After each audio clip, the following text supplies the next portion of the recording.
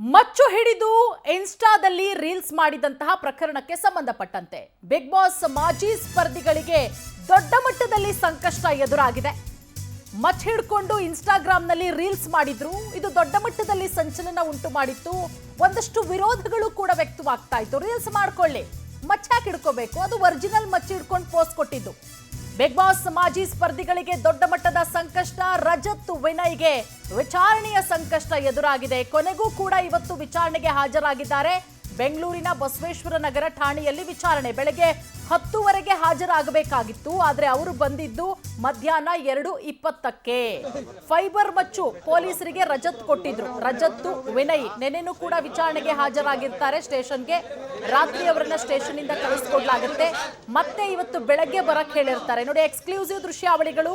ಸ್ಟೇಷನ್ಗೆ ಅವರು ಬರ್ತಾ ಇರುವಂತಹ ಎಕ್ಸ್ಕ್ಲೂಸಿವ್ ದೃಶ್ಯಾವಳಿಗಳನ್ನ ಗಮನಿಸ್ತಾ ಇದ್ದೀರಾ. ರಜತ್ ಹಾಗೆ ವಿನಯ್ ಗೌಡ ಇವತ್ತು ಬೆಳಗ್ಗೆ 10:30ಕ್ಕೆ ಅವರನ್ನ ಮತ್ತೆ ವಿಚಾರಣೆಗೆ ಬರೋದಕ್ಕೆ ಹೇಳಿದ್ರು ಬಸವೇಶ್ವರ ನಗರ ಪೊಲೀಸರು.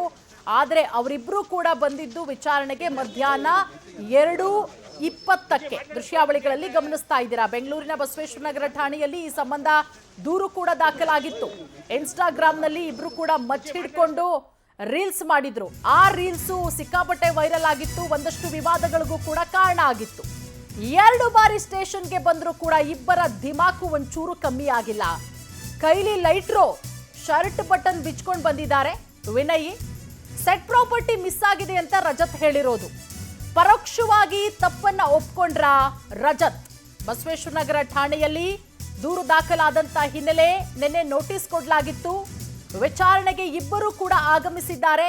ಇಬ್ಬರ ವಿಚಾರಣೆ ಆಗ್ತಾ ಇದೆ. ನೋಡಿ, ಒಂದು ಕಡೆ ದೃಶ್ಯಾವಳಿಗಳಲ್ಲಿ ಗಮನಿಸ್ತಾ ಇದ್ದೀರಲ್ಲ, ಇದೇ ರೀಲ್ಸ್ ಇವರಿಬ್ರು ಮಾಡಿರೋದು. ರೀಲ್ಸ್ ಹೆಂಗಾರು ಮಾಡ್ಕೊಳ್ಳಿ, ಎಲ್ಲರೂ ಕೂಡ ಮಾಡ್ತಾರೆ. ಆದ್ರೆ ಒರಿಜಿನಲ್ ಮಚ್ಚು ಹಿಡ್ಕೊಂಡು ಇವ್ ರೀಲ್ಸ್ ಮಾಡಿದ್ರೆ ಸಮಾಜಕ್ಕೆ ಯಾವ ರೀತಿ ಸಂದೇಶ ರವಾನೆ ಆಗಲ್ಲ.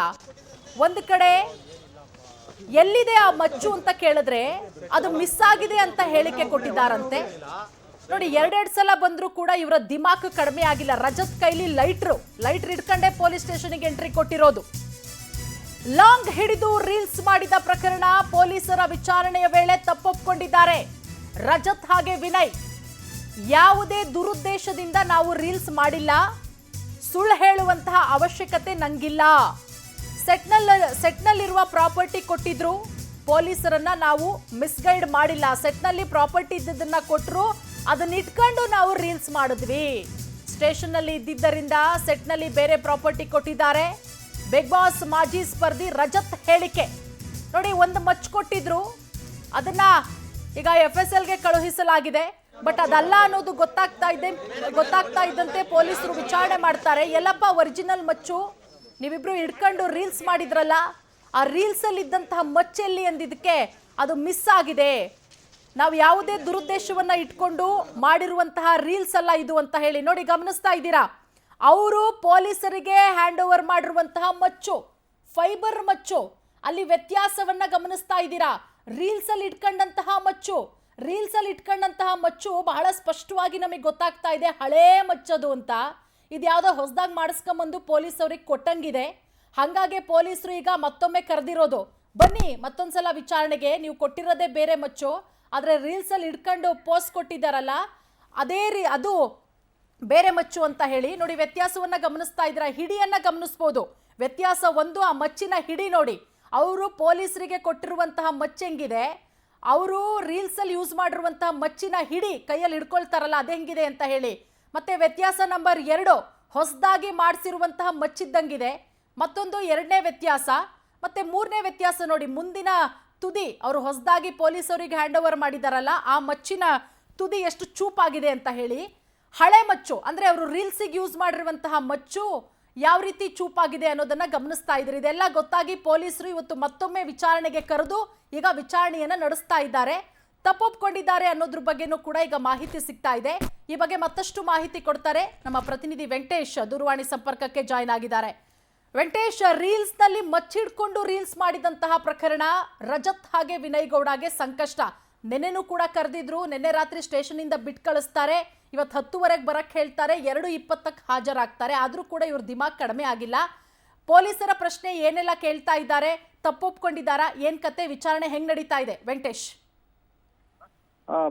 ಏನು ಒಂದು ಮಚ್ಚನ್ನ ಹಿಡ್ಕೊಂಡು ರೀಲ್ಸ್ ಅನ್ನ ಮಾಡಿ ಅದು ಅಪ್ಲೋಡ್ ಅನ್ನ ಮಾಡಿದ್ರು. ಅದು ಸಾಕಷ್ಟು ವೈರಲ್ ಕೂಡ ಆಗಿತ್ತು. ಆ ಹಿನ್ನೆಲೆಯಲ್ಲಿ ಪೊಲೀಸರು ಒಂದು ದೂರನ್ನ ಕೂಡ ದಾಖಲಿಸಿಕೊಂಡಿದ್ರು. ದೂರನ್ನ ದಾಖಲಿಸಿಕೊಂಡು ವಿಚಾರಣೆಗೆ ಹಾಜರಾಗುವಂತೆ ಕೂಡ ಹೇಳಿದ್ರು. ಮೊದಲಿಗೆ ಒಂದು FIR ಅನ್ನ ದಾಖಲಿಸಿಕೊಳ್ತಾರೆ ಈ ಒಂದು ಪ್ರಕರಣಕ್ಕೆ ಸಂಬಂಧಪಟ್ಟಂತೆ. ಯಾಕೆ FIR ಅನ್ನ ದಾಖಲಿಸಿಕೊಳ್ತಾರೆ ಅಂತ ಹೇಳಿದ್ರೆ, ಸಾರ್ವಜನಿಕ ಸ್ಥಳಗಳಲ್ಲಿ ಒಂದು ಮಾರಕಾಸ್ತ್ರಗಳನ್ನ ಹಿಡಿದು ಅಶಾಂತಿಯನ್ನ ಉಂಟು ಮಾಡುವಂತದ್ದು ಮತ್ತು ಆರ್ಮ್ಸ್ ಆಕ್ಟ್ ನಡಿಯಲ್ಲಿ ಅಂದ್ರೆ ಸಾರ್ವಜನಿಕವಾಗಿ ಈ ಒಂದು ಮಾರಕಾಸ್ತ್ರಗಳನ್ನ ಪ್ರದರ್ಶನ ಮಾಡುವಂತಹ ಹಿನ್ನೆಲೆಯಲ್ಲಿ ಅದನ್ನ ಆರ್ಮ್ಸ್ ಆಕ್ಟ್ ನಡಿ ಪ್ರಕರಣವನ್ನ ದಾಖಲಿಸಿಕೊಳ್ತಾರೆ. ಒಂದು ವಿಚಾರಣೆಗೆ ಬರ್ಬೇಕಂತ ಹೇಳ್ತಾರೆ.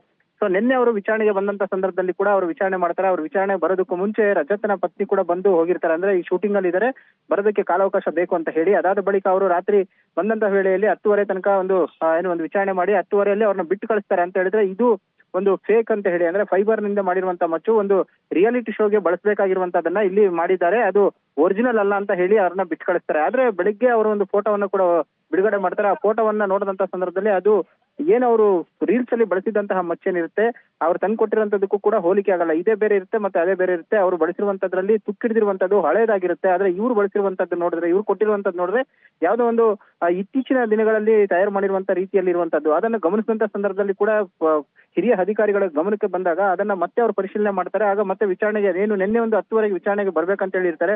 ಸೊ ಅವರು ಬಂದಿರಲ್ಲ, ಅಂದ್ರೆ ಲೈಟ್ ಆಗಿ ತೆಗೆದುಕೊಂಡಿರ್ತಾರೆ. ವಿಚಾರಣೆಗೆ 10:30 ಹೇಳಿದ್ರು, ಹೋದ್ರೆ ಆಯ್ತು, ನಾವು ಕೊಟ್ಟಿರೋದು ಸರಿ ಹೋಗಿದೆ ಅನ್ನೋ ಒಂದು ಉದ್ದಟತನ ಕೂಡ ಇರ್ತಾರೆ. ಸೊ ಈಗ ಅವರು ಠಾಣೆಗೆ ಬಂದಂತ ಸಂದರ್ಭದಲ್ಲಿ ಕೂಡ ಒಂದು ವಿಚಾರಣೆಗೆ ಬರ್ತಾ ಇದೀವಿ, ಒಂದು ಆರೋಪಿ ಸ್ಥಾನದಲ್ಲಿ ಇದ್ದೀವಿ ಅನ್ನೋ ಮನೋಭಾವ ಕೂಡ ಇಲ್ಲದೆ ಶರ್ಟ್ ಬಟನ್ ಅನ್ನ ಬಿಚ್ಕೊಂಡು ಕೈಯಲ್ಲಿ ಒಂದು ಲೈಟರ್ ಅನ್ನ ಹಿಡ್ಕೊಂಡು ಸಿನಿಮಾದ ಶೂಟಿಂಗ್ ಗೆ ಬರುವ ರೀತಿ ದಿಮಾಕಲ್ಲಿ ಒಳಗಡೆ ಬರುವಂತಹದ್ದು. ಅವ್ರನ್ನ ಈ ಸಂದರ್ಭದಲ್ಲಿ ಪ್ರಶ್ನೆ ಮಾಡಿದಂತ ಸಂದರ್ಭದಲ್ಲಿ ಕೂಡ ಅವರು ಪ್ರಾಪರ್ಟಿ ಸೆಟ್ ಅಂತ ಹೇಳ್ಕೊಂಡು ಒಳಗಡೆ ಹೋಗುವಂತದ್ದು. ರಜತ್ ಅಂದ್ರೆ ಇದು ಪರೋಕ್ಷವಾಗಿ ಎಲ್ಲೋ ಒಂದ್ ಕಡೆ ಒಪ್ಕೊಂಡಿದ್ದಾರೆ, ನಾವು ತಂದ್ಕೊಟ್ಟಿದ್ದು ಅದಲ್ಲ ಅನ್ನುವಂತ ರೀತಿಯಲ್ಲಿ, ನಾವು ಬಳಸಿದ್ದು ಬೇರೆ, ಕೊಟ್ಟಿರುವಂತದ್ದು ಕೂಡ ಬೇರೆ ಅಂತ ಹೇಳುವಂತ ರೀತಿಯಲ್ಲಿ ಕೂಡ ಅವರು ಒಪ್ಕೊಂಡಿರುವಂತದ್ದು. ಸದ್ಯಕ್ಕೆ ಈಗ ವಿಚಾರಣೆ ಕೂಡ ಮಾಡ್ತಾ ಇದ್ದಾರೆ. ಇನ್ನೂ ಒಂದ್ 2-3 ಗಂಟೆಗಳ ಕಾಲ ವಿಚಾರಣೆ ಕೂಡ ಮಾಡುವ ಸಾಧ್ಯತೆ ಇದೆ. ಅವರಿಂದ ಏನೆಲ್ಲ ಈ ಒಂದು ಪ್ರಕರಣಕ್ಕೆ ಸಂಬಂಧಪಟ್ಟಂತೆ ಸಮಜಾಯಿಷಿಯನ್ನ ಕೊಡ್ತಾರೆ. ಒಂದ್ ವೇಳೆ ಏನಾದ್ರು ಅವರು ಸಾಕ್ಷಿನಾಶದ ಅಡಿಯಲ್ಲಿ ಏನಾದ್ರು ಇದನ್ನ ಮಿಸ್ಗೈಡ್ ಮಾಡಿದ್ದೆ ಆದ್ರೆ ಅವ್ರ ವಿರುದ್ಧ ಪ್ರಕರಣವನ್ನು ದಾಖಲಿಸಿಕೊಂಡು ಜೈಲಿಗೆ ಕಳಿಸುವ ಸಾಧ್ಯತೆಗಳು ಕೂಡ ಇರುವಂತದ್ದು. ಪೂರ್ಣಿಮಾ.